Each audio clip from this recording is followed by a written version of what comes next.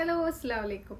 അപ്പോൾ നമ്മൾ ഇന്ന് പുതിയൊരു വീഡിയോ ആയിട്ടാണ് വന്നിട്ടുള്ളത്. ഇന്ന് എന്താ നമ്മൾ സംസാരിക്കുന്നതെന്ന് വെച്ച് കഴിഞ്ഞാൽ നമ്മൾ UAE എങ്ങനെയാണ് ഗിഫ്റ്റ് അയക്കുന്നത് എന്നുള്ള കാര്യമാണ്. നമുക്ക് എല്ലാവർക്കും പ്രിയപ്പെട്ട പല ആളുകളും UAE ഉണ്ടാവും അല്ലേ. അവരുടെ ബർത്ത്ഡേ, ആനിവേഴ്സറി അല്ലെങ്കിൽ ഈദ് അങ്ങനെ സ്പെഷ്യൽ ഒക്കേഷൻസിനൊക്കെ നമുക്കൊരു ഗിഫ്റ്റ് കൊടുത്താൽ കൊള്ളാമെന്നുണ്ടാവും. പക്ഷെ അൺഫോർച്ചുനേറ്റ്ലി നമുക്ക് എങ്ങനെയാണ് കൊടുക്കേണ്ടത് അല്ലെങ്കിൽ എന്താണ് അതിൻ്റെ പ്രൊസീജിയേഴ്സ് എന്നുള്ള കാര്യങ്ങൾ അറിയുന്നുണ്ടാവില്ല. അപ്പോൾ നാട്ടിൽ നമ്മളൊരു ഗിഫ്റ്റ് അറേഞ്ച് ചെയ്തിട്ട് അത് അയക്കുകയാണെന്നുണ്ടെങ്കിൽ വളരെ വലിയ പൈസ ആയിരിക്കും ഡെലിവറി ചാർജസ് ഒക്കെ ആയിട്ട് വരുന്നുണ്ടാവുക.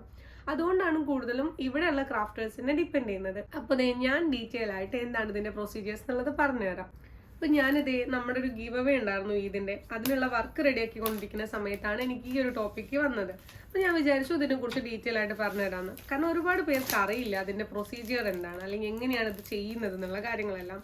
അപ്പോൾ ഞാൻ എൻ്റെ കാര്യം പറഞ്ഞുതരാം. നമുക്കൊരു പേജ് ഉണ്ട് ഇൻസ്റ്റാഗ്രാമിൽ, അതുപോലെ തന്നെ യൂട്യൂബിൽ നമുക്കൊരു ചാനലും ഉണ്ട്, പിന്നെ നമ്മുടെ വാട്സപ്പ് നമ്പറും പ്രൊവൈഡ് ചെയ്തിട്ടുണ്ട്. ഈ 3 രീതിയിൽ നിങ്ങൾക്ക് എന്നെ കോൺടാക്ട് ചെയ്യാൻ വേണ്ടി പറ്റും. ഇപ്പോൾ നിങ്ങൾക്കൊരു വർക്ക് ഉണ്ടെന്നുണ്ടെങ്കിൽ, ഇപ്പോൾ നിങ്ങളുടെ ഹസ്ബൻഡിൻ്റെ ബർത്ത്ഡേ നെക്സ്റ്റ് മന്തിൽ വരുന്നുണ്ടെങ്കിൽ അതിന് മുന്നേ തന്നെ നിങ്ങൾ എന്നെ കോൺടാക്ട് ചെയ്യുക. കോൺടാക്ട് ചെയ്തിട്ട് നിങ്ങൾക്ക് എന്ത് ഗിഫ്റ്റാണോ കൊടുക്കാൻ ആഗ്രഹമുള്ളത്, എത്രയാണ് നിങ്ങളുടെ ബഡ്ജറ്റ്, അങ്ങനെയുള്ള കാര്യങ്ങളൊക്കെ ഡിസ്കസ് ചെയ്യാം. ഇതിൽ മെയിനായിട്ട് വരുന്നതെന്ന് പറഞ്ഞു കഴിഞ്ഞാൽ UAE ഷിപ്പിംഗ് ചാർജസ് ഉണ്ട്, ഡെലിവറി ചാർജസ് ഉണ്ട്. ഇപ്പോൾ നാട്ടിലാണെങ്കിലും UAE ഡെലിവറി ചാർജസ് പറഞ്ഞിട്ടുള്ള സാധനം എന്തായാലും ഉണ്ടാവും. ഇപ്പോൾ ഞാൻ ഇവിടുന്ന് ഒരു വർക്ക് ചെയ്യുകയാണെങ്കിൽ അത് ഇവിടുന്ന് ആൾക്ക് എത്തിച്ചു കൊടുക്കാനുള്ള ചാർജസ് എന്തായാലും നമ്മൾ പേ ചെയ്യേണ്ടി വരും. കമ്പാരിറ്റീവ്ലി ഇന്ത്യയിൽ നിന്നും ഇങ്ങോട്ട് അയക്കുന്നത് വെച്ച് നോക്കുമ്പോൾ ഇത് വളരെ കുറവാണെങ്കിലും നമ്മൾ നാട്ടിൽ ഡെലിവറി ചാർജ് കൊടുത്ത് ശീലിച്ചത് വെച്ച് നോക്കുമ്പോൾ ഇത് അത്യാവശ്യം വലിയ എമൗണ്ട് തന്നെ ആയിരിക്കും. യൂഷ്വലി 30 ദിർഹംസ് ഒക്കെയാണ് ഇവിടെ UAE ഡെലിവറി ചാർജസ് ആയിട്ട് വരുന്നത്. അതൊരിക്കലും ക്രാഫ്റ്റർ എടുക്കുന്ന ചാർജ് അല്ല, ഡെലിവറി കമ്പനീൻ്റെ സർവീസസിനനുസരിച്ചിട്ടാണ് അവർ ചാർജസ് ഈടാക്കുന്നത്. അപ്പോൾ ഒരു 25-30 ദിർഹംസ് ആയിരിക്കും ഡെലിവറി ചാർജ് എന്തായാലും വരുന്നുണ്ടാവുക. ആ ഡെലിവറി ചാർജ് എന്തായാലും നിങ്ങൾ പേ ചെയ്യേണ്ടി വരും. 30 ദിർഹംസ് എന്ന് പറയുമ്പോൾ നിങ്ങൾ നാട്ടിലത്തെ ഒരു 700 രൂപയോളം ഏകദേശം വരുന്നുണ്ടാവും.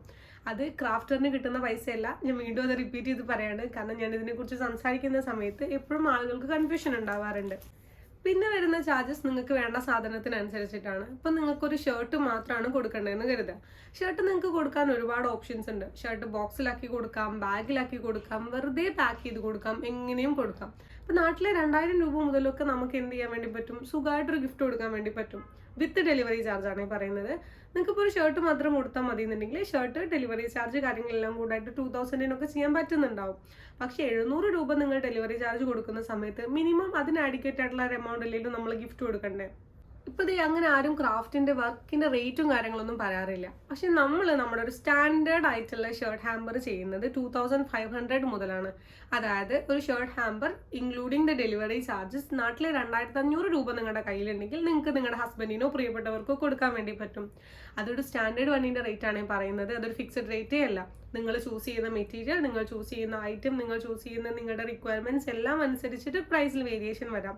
ഫുള്ളി കസ്റ്റമൈസ്ഡ് ആണ്. നിങ്ങൾക്ക് ഇഷ്ടപ്പെട്ട കളറ്, നിങ്ങൾക്ക് ഇഷ്ടപ്പെട്ട ഡിസൈൻ, നിങ്ങൾക്ക് ഇഷ്ടപ്പെട്ട സാധനങ്ങൾ ഇതെല്ലാം നോക്കി നിങ്ങൾക്ക് അയച്ചു തന്ന് നിങ്ങൾ കൺഫേം ചെയ്തതിന് ശേഷം മാത്രമാണ് നമ്മൾ ഗിഫ്റ്റ് സെറ്റ് ചെയ്യുന്നത്. ഇതാണ് പ്രൈസിങ്ങിന്റെ ഡീറ്റെയിൽസ് വരുന്നത്. പിന്നെ പ്രൊസീജിയേഴ്സിന്റെ ഡീറ്റെയിൽസ് പറഞ്ഞുതരാം.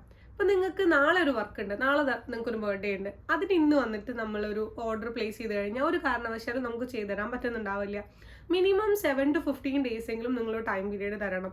എസ്പെഷ്യലി എൻ്റെ കേസാണ് ഞാൻ പറയുന്നത്. ബിക്കോസ് ഞാൻ വർക്ക് ചെയ്യുന്ന ആളാണ്. അതുകൊണ്ട് തന്നെ എനിക്ക് ആ ഒരു ടൈം പീരീഡ് ഉണ്ടെങ്കിൽ മാത്രമേ ഫോക്കസ് ചെയ്തിട്ട് ഇത് ചെയ്യാൻ വേണ്ടി പറ്റുന്നുണ്ടാവുള്ളൂ. കാരണം നമ്മളിത് റെഡിമെയ്ഡായി ചെയ്ത് വെച്ചിട്ടുള്ള സാധനങ്ങളാവില്ല. നിങ്ങൾക്ക് വേണ്ടിയിട്ട് നമ്മൾ പോയി പർച്ചേസ് ചെയ്ത് സെറ്റ് ചെയ്തിട്ട് വേണം ചെയ്യാനായിട്ട്.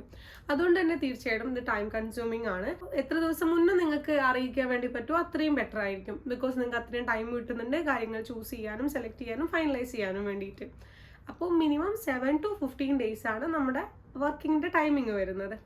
പിന്നെ എങ്ങനെയാണ് പേയ്മെൻറ്റ് ചെയ്യാന്നുള്ള കാര്യം. അപ്പോൾ നിങ്ങൾ നാട്ടിലുള്ള ആളാണ്, നിങ്ങളുടെ കയ്യിൽ ദിർഹംസ് എന്തായാലും ഉണ്ടാവാൻ സാധ്യത കുറവാണ്. നിങ്ങൾക്ക് ദിർഹംസിൽ പേ ചെയ്യാൻ ഓപ്ഷൻ ഉണ്ടെങ്കിൽ ദിർഹംസിൽ പേയ്മെൻറ്റ് അക്സെപ്റ്റ് ചെയ്യുന്നതാണ്, വേറെ പ്രശ്നങ്ങളൊന്നുമില്ല. പിന്നെ നാട്ടിലെ പേയ്മെൻറ്റ് ഓപ്ഷൻ ആണുള്ളത്. നാട്ടിലെ പേയ്മെൻറ്റ് ഓപ്ഷൻ എന്ന് പറയുന്ന സമയത്ത് നിങ്ങൾക്ക് ഗൂഗിൾ പേ ത്രൂവോ, ഫോൺ പേ ത്രൂവോ, അക്കൗണ്ട് ട്രാൻസ്ഫർ ത്രൂവോ എങ്ങനെയും പേയ്മെൻറ്റ് ചെയ്യാൻ വേണ്ടി പറ്റും. നമ്മുടെ പേയ്മെൻറ്റ് ടേംസ് വരുന്നത് ഓർഡർ കൺഫേം ചെയ്ത് കഴിഞ്ഞാൽ, നമ്മൾ കാര്യങ്ങളെല്ലാം ഡിസ്കസ് ചെയ്ത് ഓർഡർ കൺഫേം ചെയ്ത് കഴിഞ്ഞാൽ 50% ഓഫ് ദ ടോട്ടൽ എമൗണ്ട് നിങ്ങൾ അഡ്വാൻസ് ആയിട്ട് പേ ചെയ്യണം.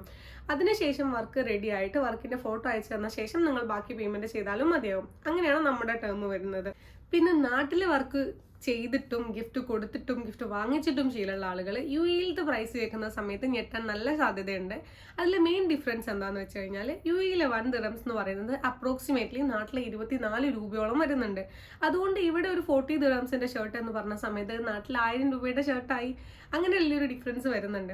സോ അത് വെച്ച് നോക്കുമ്പോൾ എന്തുകൊണ്ടാണ് ഇത് അത്ര എക്സ്പെൻസീവ് എന്ന് തോന്നരുത്.